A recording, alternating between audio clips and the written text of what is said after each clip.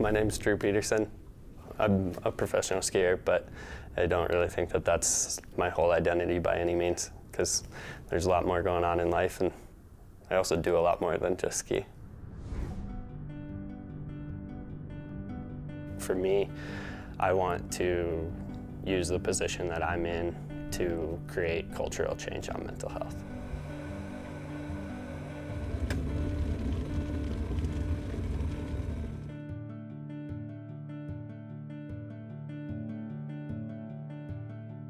For me, my personal journey with mental health has really been lifelong. So for me, it started all the way back when I was a little kid. Back then, I didn't really know that what I was experiencing were mental health challenges or mental illness.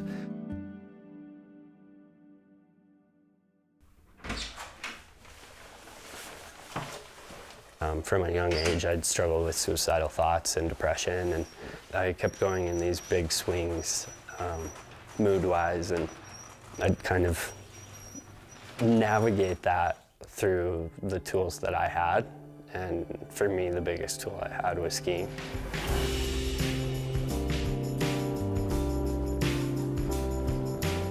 Even from a young age, and what I've really grown into is just developing a relationship with the mountains and with myself.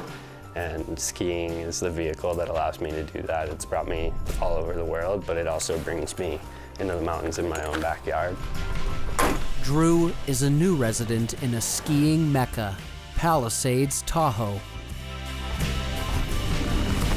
3, 2, 1, drop it. In the ski world, Drew has been at the top of the game for years, making his mark on huge backcountry lines and ski mountaineering routes that are reserved for the select few that are willing to enter. And the Tahoe terrain serves as a pro's playground. But like many tales that are glorified through the lens of an Instagram filter, there's more to Drew's story than meets the eye. Skiing brought me a lot of happiness. It pumped a lot of positive chemicals into my brain. So that was how I was really grappling with what was going on inside for me in early adulthood. In 2017, I had everything kind of come to a T.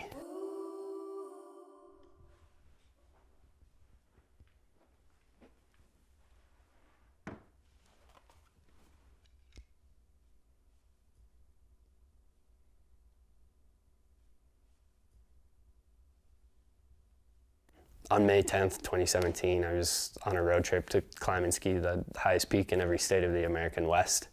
And on that day, I was climbing Mount Hood in Oregon. We were on the east face, and I was transitioning my skis from skiing down to climbing up.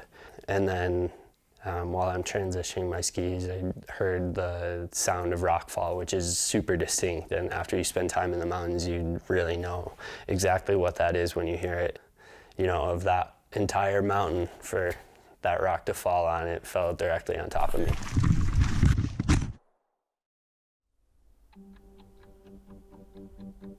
There's this really awkwardly long pause between when you hear rock fall and when the rock is actually falling itself.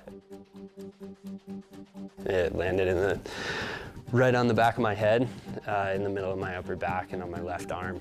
And it was about the size of a microwave, which is really big and really heavy.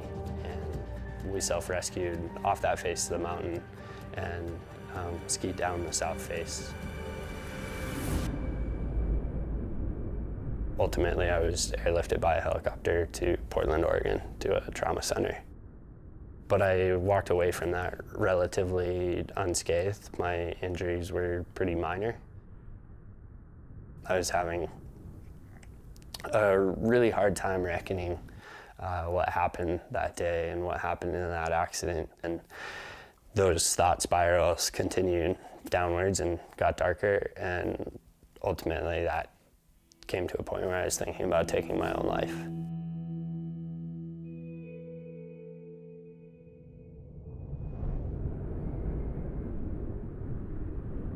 And things just kept getting a lot scarier, and ultimately, it took me 15 months after that accident to finally get to a place where I was either going to kill myself or I was going to ask for help. I took that huge decision and kind of like stepped across the void into this unknown, and I asked for help.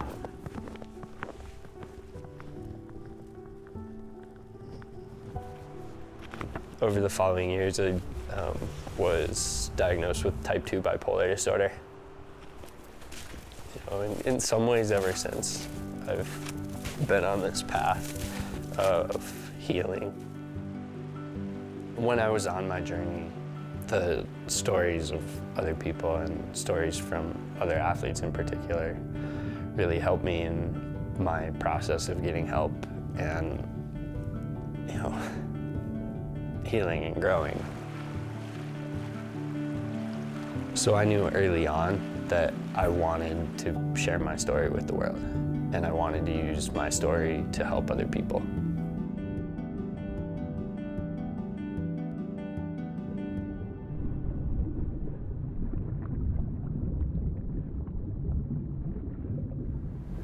For me, I just did what I know how to do, and you know, the tools that I have at my disposal. So I decided to make a ski film about my journey, about mental health, and about suicide, to use it to help other people.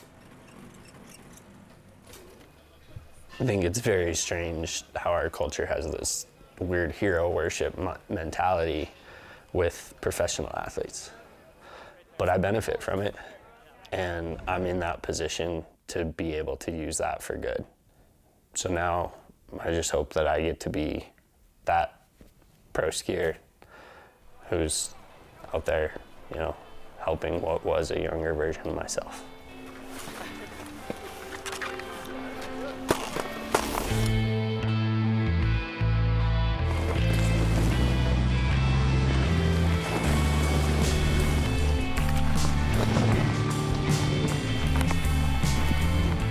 I feel like the attention that I used to get for being a pro skier was focused on my skiing.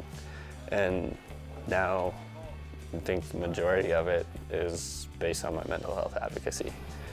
And that's awesome. It feels way better.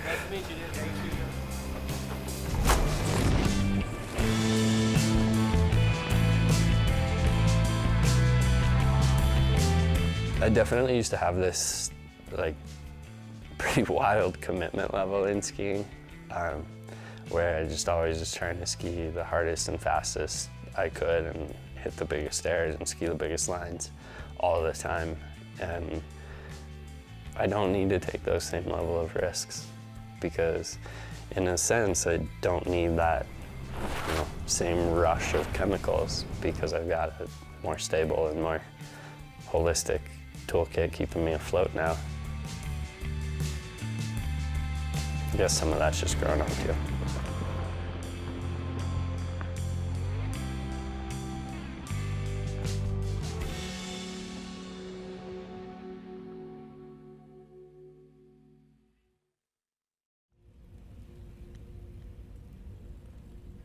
Skiing can be whatever we make it any given day.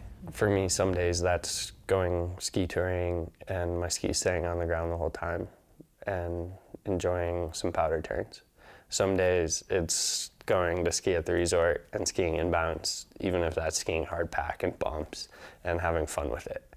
And sometimes it is pushing myself and pushing what I'm doing on a pair of skis.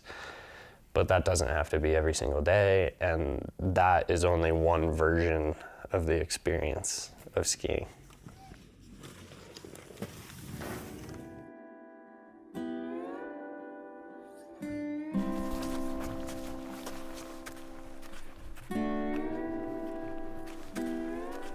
Skiing and skiing professionally is what defined me for a really long time.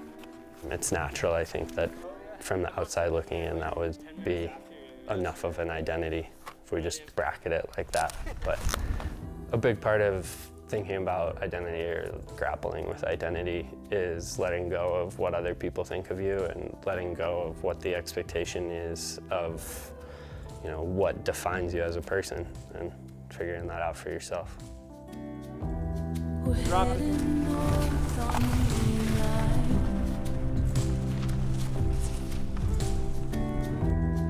Put some miles between us and the past. Carrying only what we need. And leaving all of the rest behind.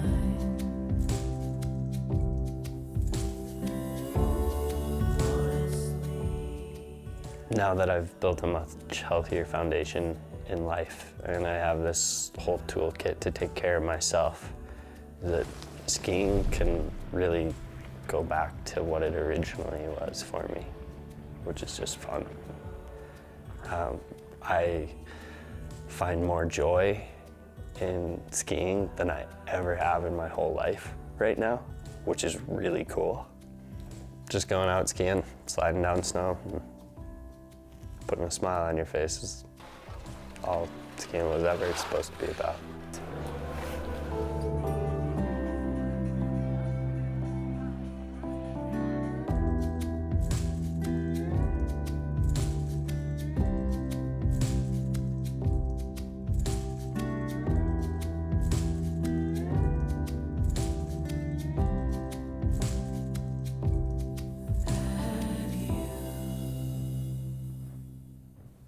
Vulnerability is essential to life.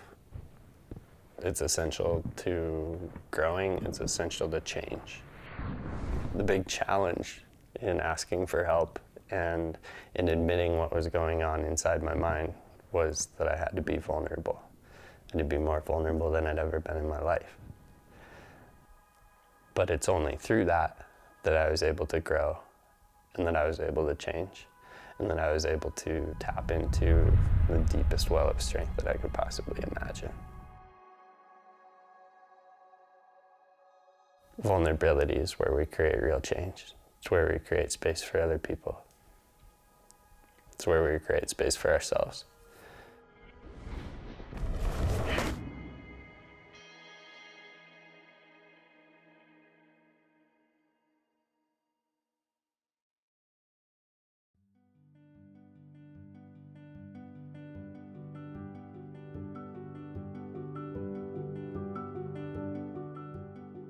Big picture, I'm doing really, really well. I've found a lot of purpose in my life and a lot of meaning.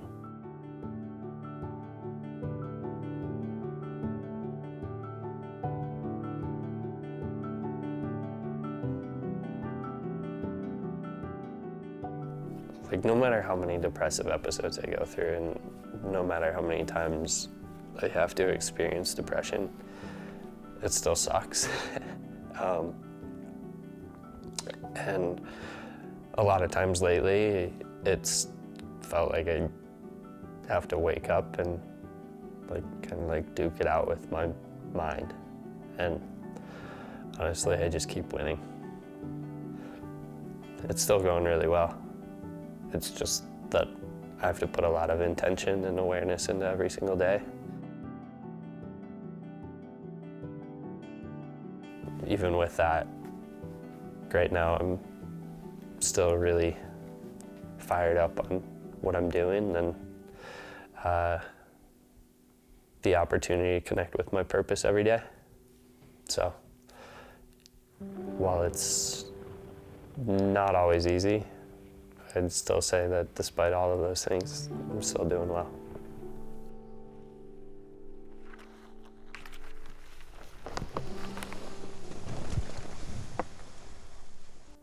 It's been almost 6 years since that rock fell on me. And the amount of change in my life and in myself in that 6 years is an amazing amount of growth.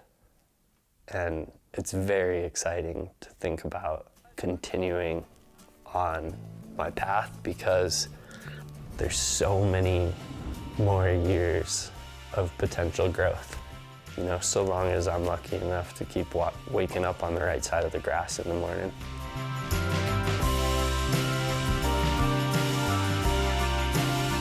The way I say it all the time is like every molecule of my being is grateful for that rock and for that rock landing on me that day. I don't know what path my life would have taken without that.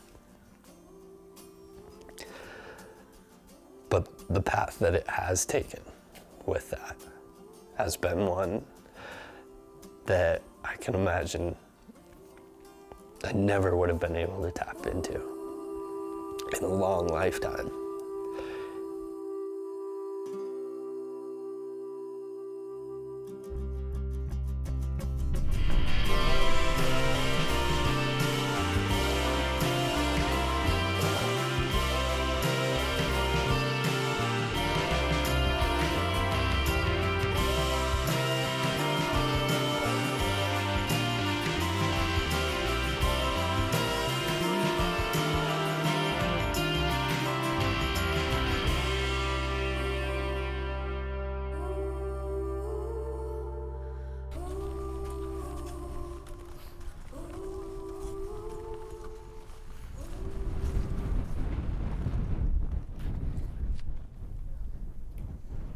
I think in a lot of ways there's this way of processing in the human brain where we think about life, or we think about stories, or we think about chapters in our life having a beginning and an end.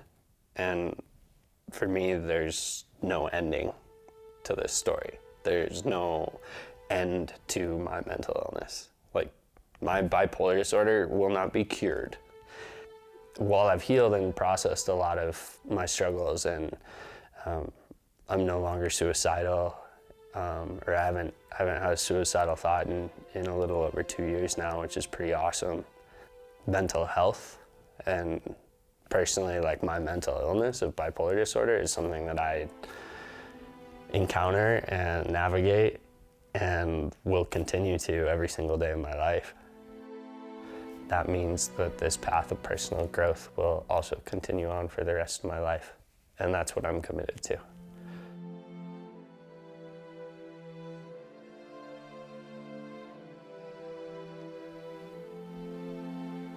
One of the most beautiful parts of going through that accident and having a near-death experience, and one of the most beautiful parts of the path I've been on since then, is really coming to this understanding, but also just like kind of like ethereal confidence that I want to be alive. Which, like, I think is like a pretty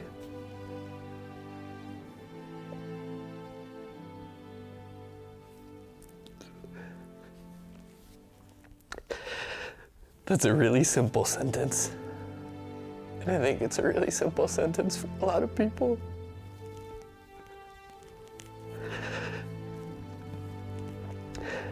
But I spent a lot of time in my life not wanting to be alive.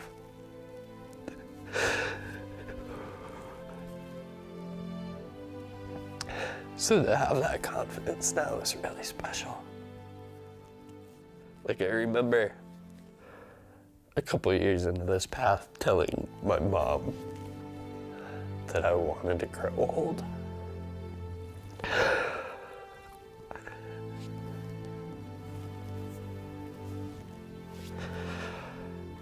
There's so much of life that I want to experience. And there's so much of life beyond skiing that I want to experience. And that's why, like, having this clarity on wanting to be alive and changing my relationship with risk as I grow up means so much.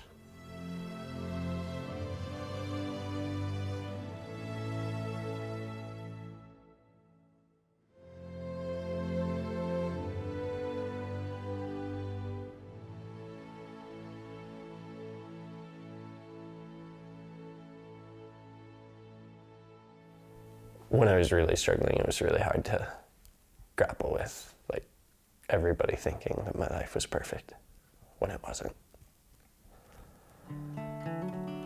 No, I think I just have the confidence in who I am and the confidence in myself that I don't really give a My life is awesome, but sometimes it's really hard.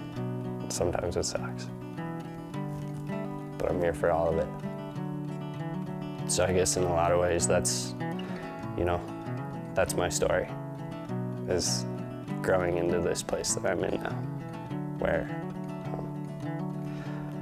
I'm just trying to use my experiences and trying to use my position and my skill set to do some good and help some people.